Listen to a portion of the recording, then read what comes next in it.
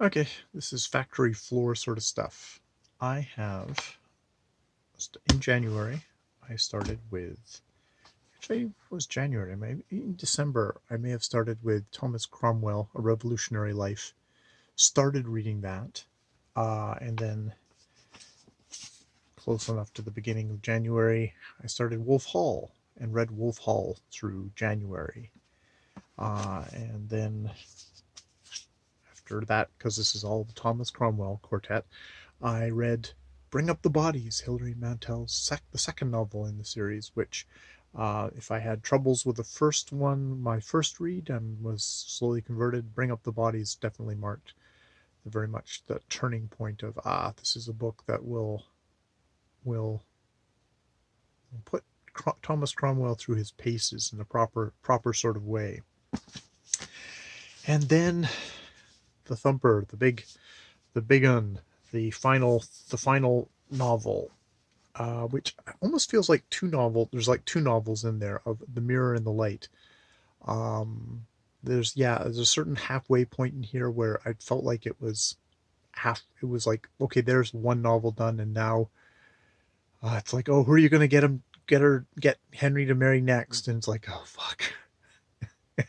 And it's like, if this had been split into two books and then you'd have to wait for the next book, that would have been a good thing. Or if it had been two books and you'd like, oh, okay, I can put this book down and maybe wait a while before I get to the next one, that might have helped me slightly, especially because when we get into this book, we are into, in the world, COVID-19. I bought this the day before our local bookstore shut down, because of the pandemic. I think they have now reopened with kind of limited shopping and stuff like that, and maybe some curbside delivery.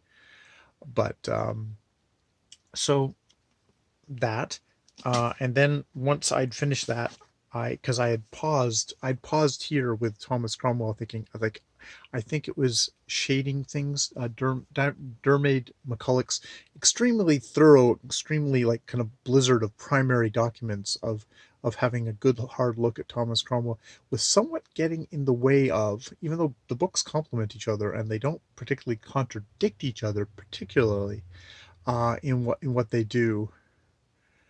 So now I'm thinking about, like, well, how do I review?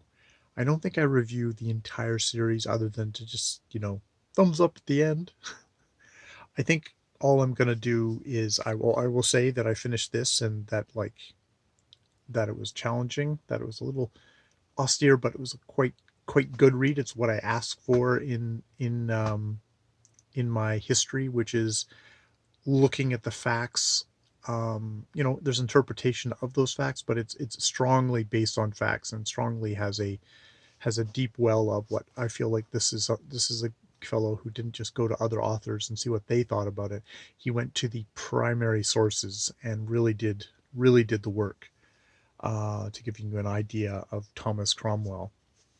So I'll probably talk about this in conjunction with, the last bit, and maybe just a summing up a bit of The Mirror and the Light, which I'll probably have to go back and rewatch my videos on check-in videos before all the nonsense, everything not nonsense, everything happened, and most of my Cromwell-a-thon compatriots, hosted by Jason at Old Blues Chapter and Verse, taking us through the three novels of Hilary Mantel's three Thomas Cromwell novels, um, and just, yeah, just try and kind of give my ideas of it. It's such a long process of reading this for me.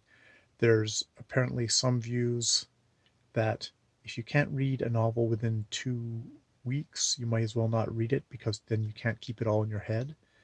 And fair cop, I'm going to have to go back and remind myself of what I had in my head.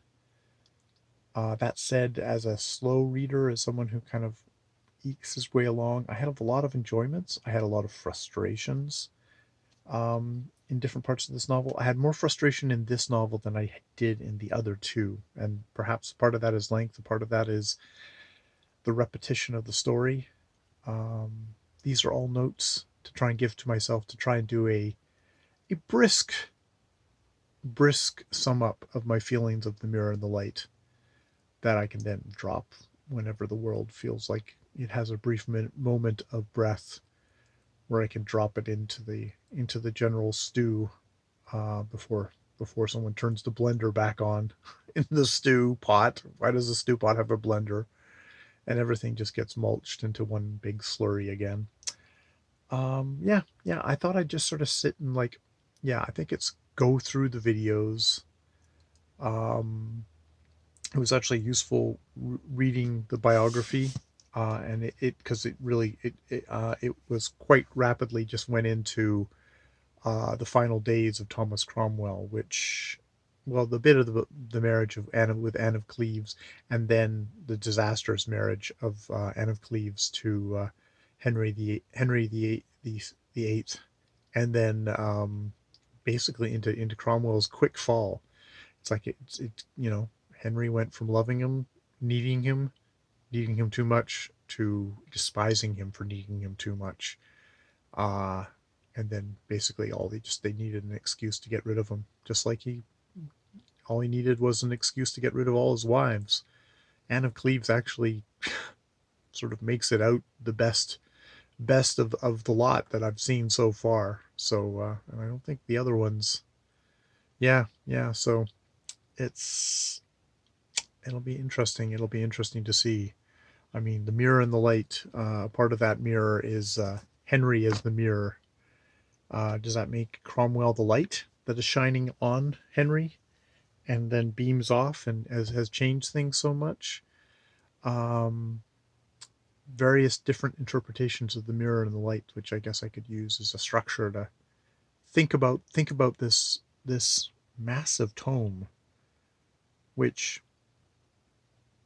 is very connected to the other two volumes in it. So I will also have to mention them, and just kind of the rehearsals that happen in the book about key events in the initial book. I mean, going right back to the very beginning novel, and that the opening scene of him on the cobblestones and his father standing over him yelling, "Get up, get up." It's like it's Mantel does an amazing job of recapturing recapturing that and recontextualizing that. uh yeah, yeah, so plenty of thoughts to be had. I just wanted to sit and just sort of chat about that to myself